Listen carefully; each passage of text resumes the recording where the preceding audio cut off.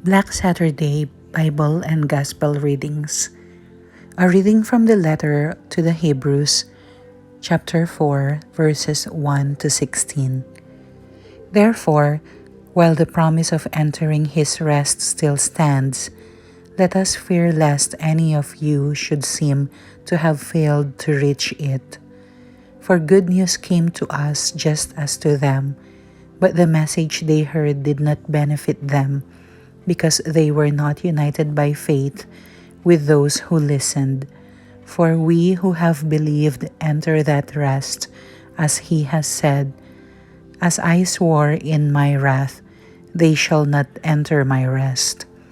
Although his works were finished from the foundation of the world. For he has somewhere spoken of the seventh day in this way, "And God rested on the seventh day from all his works." And again in this passage, he said, "They shall not enter my rest."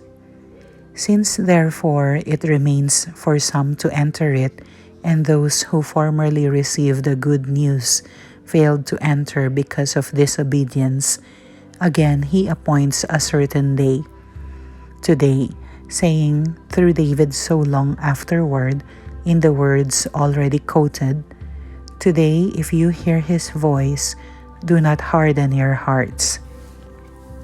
For if Joshua had given them rest, God would not have spoken of another day later on. So then, there remains a Sabbath rest for the people of God. 10 For whoever has entered God's rest has also rested from his works as God did from his. Let us therefore strive to enter that rest, so that no one may fall by the same sort of disobedience.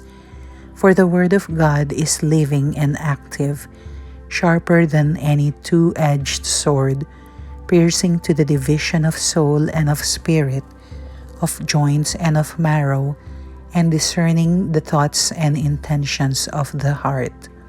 And no creature is hidden from his sight, but all are naked and exposed to the eyes of him to whom we must give account. Since then, we have a great high priest who has passed through the heavens, Jesus, the Son of God. Let us hold fast our confession.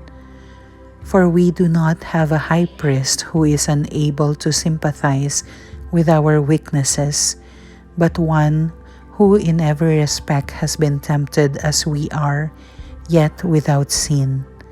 Let us then with confidence draw near to the throne of grace, that we may receive mercy and find grace to help in time of need.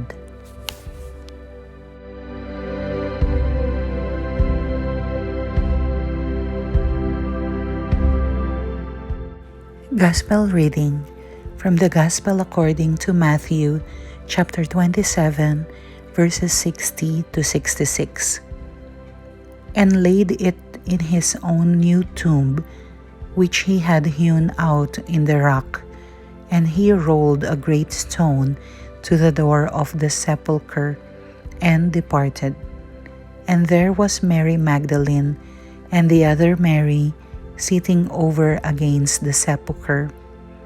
Now the next day, that followed the day of the preparation, the chief priests and Pharisees came together unto Pilate, saying, "Sir, we remember that the deceiver said, while he was yet alive, 'After 3 days I will rise again.'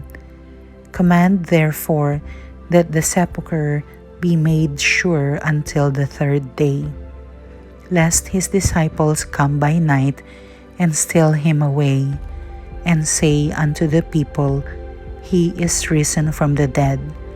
So the last error shall be worse than the first." Pilate said unto them, "Ye have a watch, go your way, make it as sure as ye can." So they went and made the sepulchre sure, sealing the stone and setting a watch.